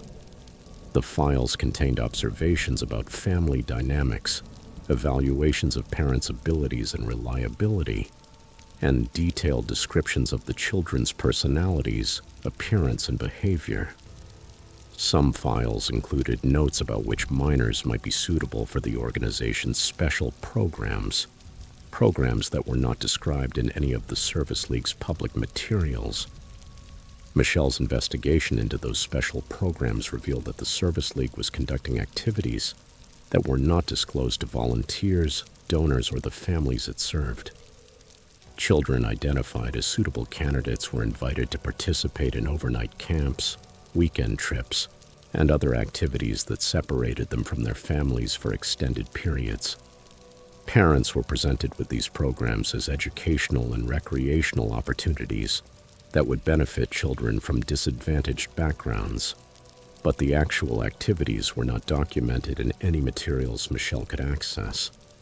When Michelle tried to learn more about those special programs by asking other volunteers, she received evasive answers and suggestions that she should focus on her assigned duties instead of asking questions about activities that did not concern her. Hannah Brooks became noticeably colder toward Michelle after she began asking about the undisclosed programs, and other staff members seemed to monitor her interactions with clients and her access to the organization's records. Michelle's decisive breakthrough came when a former client approached her.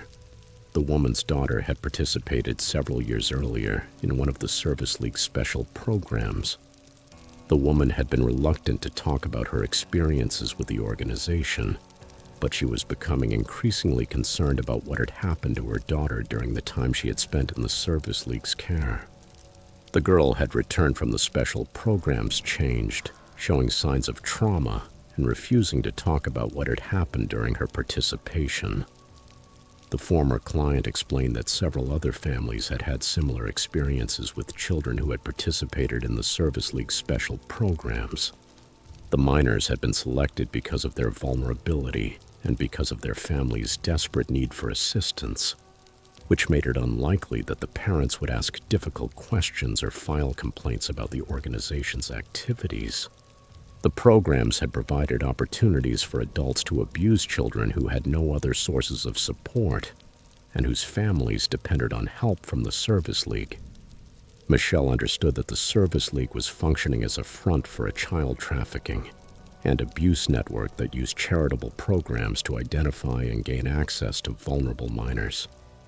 The organization's reputation as an entity dedicated to helping families in need provided perfect cover for its criminal activities, since parents felt grateful for the assistance and were unlikely to question the motives of people offering their children opportunities they could not afford. The detailed files maintained by the organization were, in reality, profiles used to select minors for abuse and to assess the likelihood that their families would report suspicious activities. Her attempt to report these discoveries to the local police was complicated by the fact that Police Chief Anthony Silva was a longtime supporter of the Service League and had received several community service awards from the organization. Silva was reluctant to investigate Michelle's accusations, suggesting that she had misunderstood the Service League's activities and was making unfounded allegations against respected members of the community who had dedicated their lives to helping others. Michelle's investigation revealed that the Service League's criminal activities went beyond child abuse and included systematic financial fraud that had been going on for years. The organization had been claiming to serve far more families than it actually helped, inflating its numbers to qualify for larger grants and donations. Money intended to provide services to families in need was being diverted to sustain the special programs and pay for activities that had nothing to do with legitimate charitable work. Even more disturbing was the evidence that children abused through the Service League's programs were sometimes permanently separated from their families through fraudulent reports to Child Protective Services. The organization claimed that the parents were neglectful or abusive, providing false documentation to support its accusations, and ensuring that the children were placed in foster homes controlled by Service League members. Those minors essentially disappeared into a system designed to keep them permanently available for continued abuse.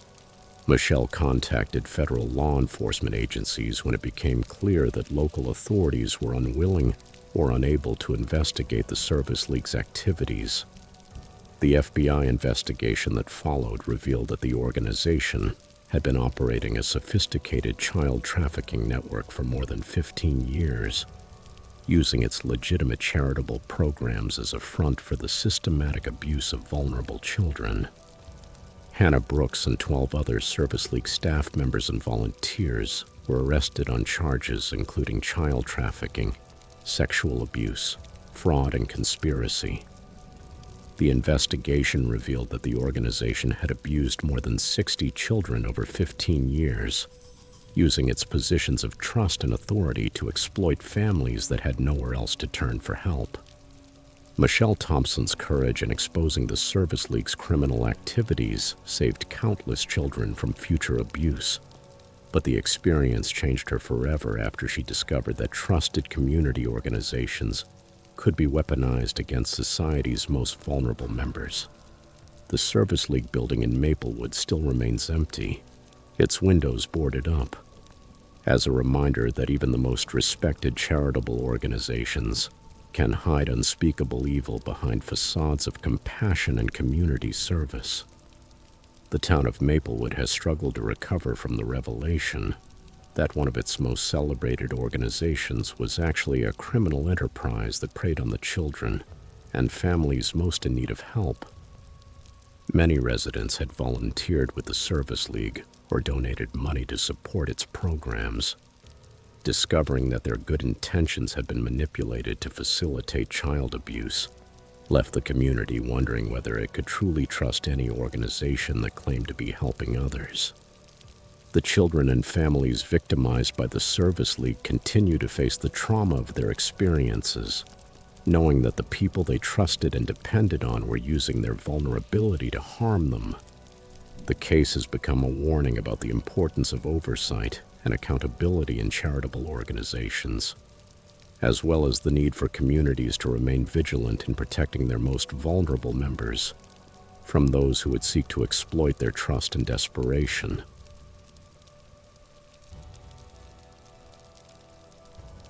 Story 8. James Patterson had always felt a deep fascination with genealogy. He spent weekends tracing family trees and documenting the stories of ancestors who had lived and died long before he was born. When he inherited his grandmother's collection of family documents and photographs, he decided to thoroughly investigate the Patterson family history, hoping to create a complete record that future generations could value and preserve. His search led him to Blackwater, North Carolina, a small town of 1,045 residents, where his great-great-grandfather had settled in the 1890s after emigrating from Scotland.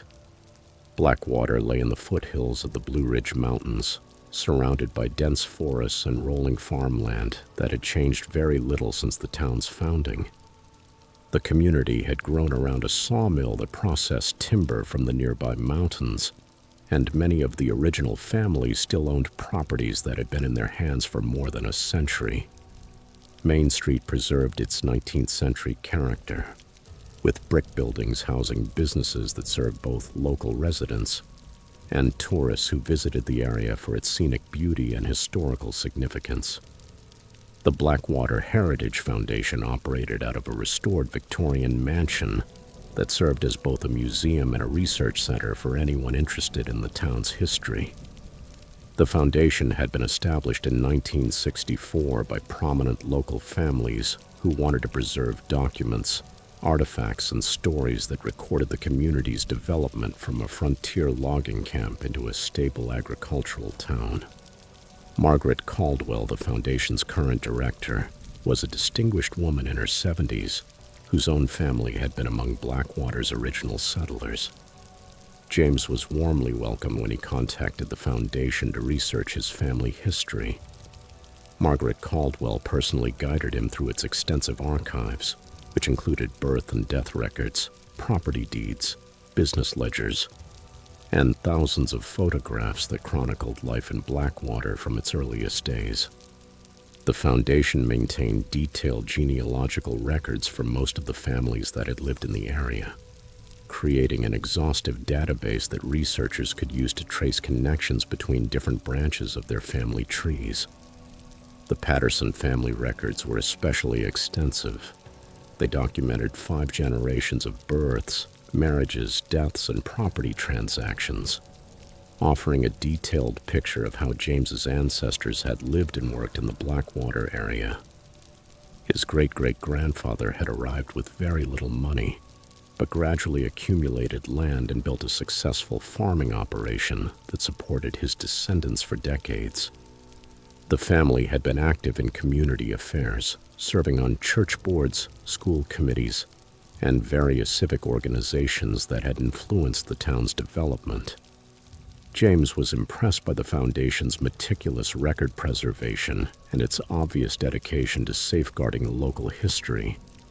Margaret Caldwell seemed to know intimate details about every family that had ever lived in Blackwater, and her stories brought the dry data of the archives to life through anecdotes about personalities, relationships, and events that had shaped the character of the community. She encouraged James to take all the time he needed to review the records, offering to help him understand the context behind the documents he was discovering. During his research, James began to notice patterns in the foundation's archives that seemed unusual for an ordinary small town. Certain families had extraordinarily detailed documentation, with records that tracked not only basic vital statistics but also personality traits, talents, health conditions, and other characteristics that seemed to go far beyond normal genealogical research. Some files included photographs and notes documenting multiple generations of the same families, creating profiles that looked more like breeding records than family histories. Even stranger was the foundation's practice of maintaining what they called connection maps, which tracked relationships between different families over several generations. These elaborate charts showed not only marriages and direct family ties, but also more distant connections, including friendships, business partnerships, and other associations that had linked various families over time. The maps were incredibly detailed, suggesting that the foundation had invested enormous effort in tracking even minor relationships among members of the community. James's curiosity intensified when he discovered that his own family appeared prominently in those connection maps, with detailed annotations about members of the Patterson family dating back to his great-great-grandfather's arrival in Blackwater. The map showed connections to dozens of other families in the area, creating a network of relationships that seemed to include practically every person who had ever lived in the town. Some annotations included references to characteristics and abilities that had been passed down through different family lines, as if the foundation were tracking genetic traits across multiple generations. When James asked Margaret Caldwell about those unusual records, She explained that the Foundation took a comprehensive approach to documenting local history. Understanding the connections between families was essential to preserving the complete story of how the community had developed, and tracking characteristics across generations helped explain why certain families had been particularly successful or influential in town affairs. The Foundation's mission, she said, was to ensure that future researchers had access to complete information about their ancestors and about the place they occupied within community history. James found that explanation plausible until he began noticing references in the Foundation's records to families that, apparently, had been encouraged or even pressured to enter marriages based on recommendations from community leaders. The files contained correspondence between prominent families discussing possible marriages between their children, with detailed analysis of how those unions would benefit the community's genetic heritage. Some letters were quite explicit about the goal of ensuring that desirable traits would be passed on to future generations, while avoiding marriages that might introduce unwanted characteristics. The pattern became even more disturbing when James discovered records showing that families that refused to follow the Foundation's marriage recommendations sometimes faced social and economic pressure that forced them to leave Blackwater entirely. Property records showed that non-compliant families often sold their land below market value to Foundation board members or their allies, suggesting that economic coercion had been used to enforce compliance with the community's breeding program. James understood that the Blackwater Heritage Foundation was not merely preserving local history, but had been operating a systematic program to control which families remained in the community and whom they were allowed to marry. The Foundation's extensive genealogical records were actually breeding charts designed to maintain genetic lines that the organization's leadership considered desirable, while eliminating families whose characteristics were considered problematic or inferior. His investigation revealed that this program had been operating for more than 60 years, with Foundation leaders acting as unofficial matchmakers who arranged marriages between young people whose family lines were considered genetically compatible.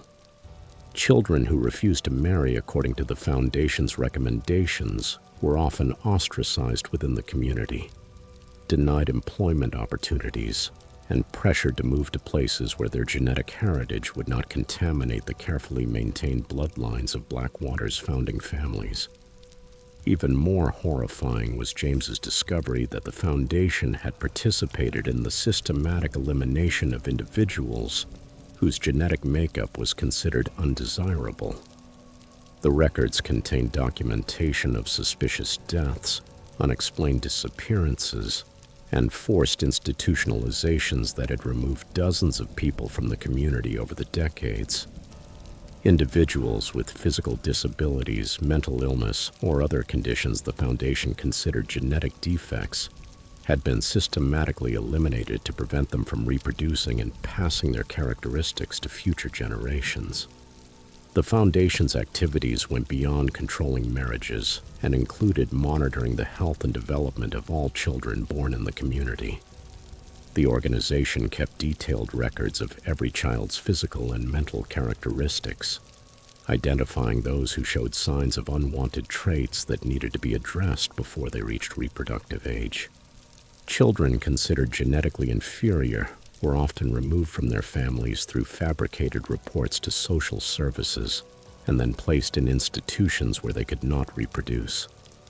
James's investigation revealed that his own family had participated in this breeding program for generations, with Patterson marriages carefully arranged to enhance desired genetic traits and avoid combinations that might produce undesirable characteristics.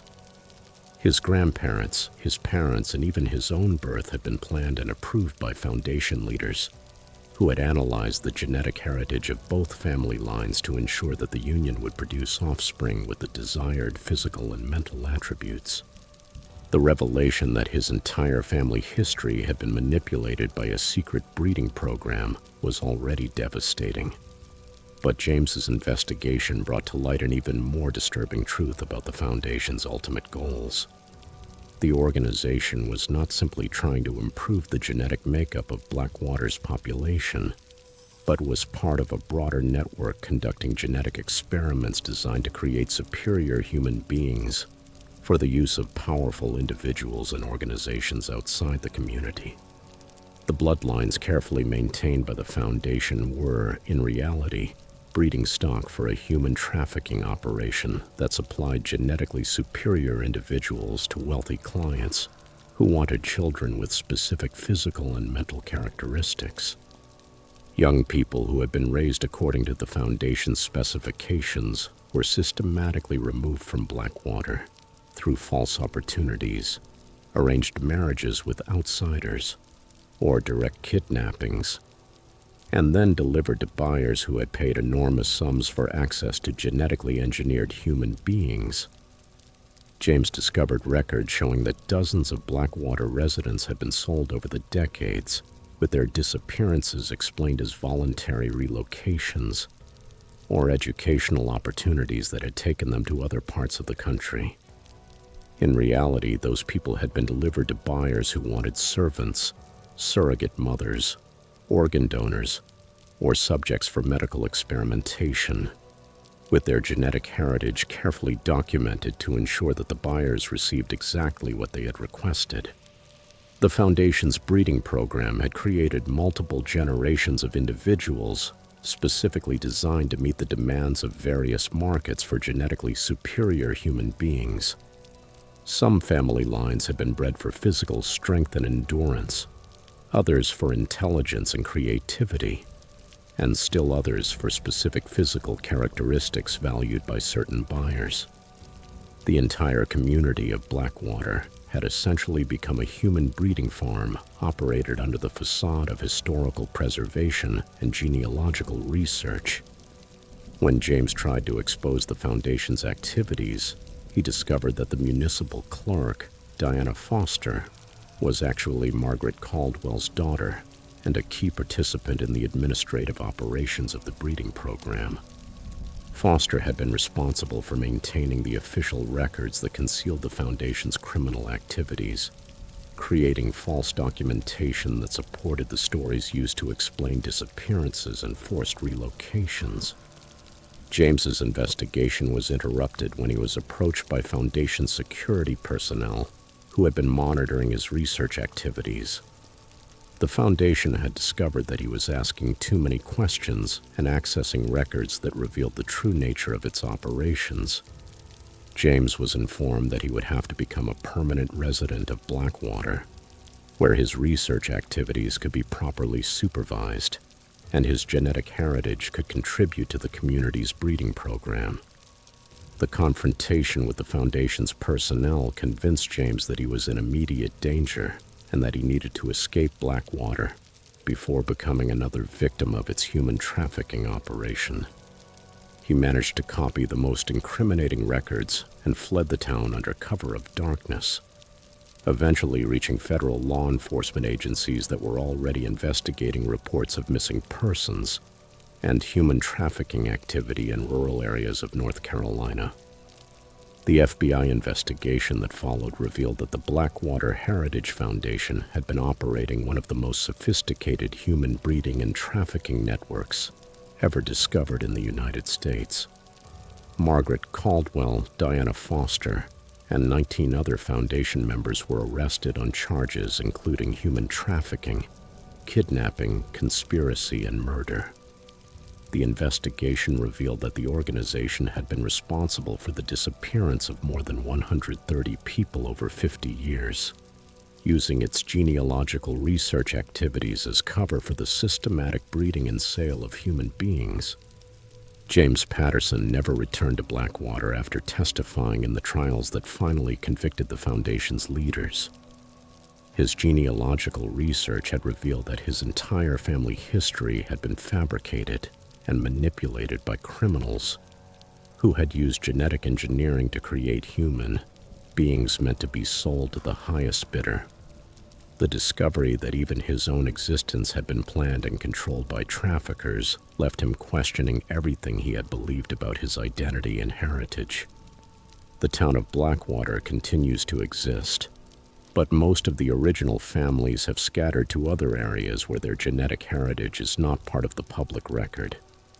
The Heritage Foundation building now stands empty. Its archives were seized as evidence in ongoing investigations into the network of human trafficking operations that had used small American towns as breeding facilities for more than half a century.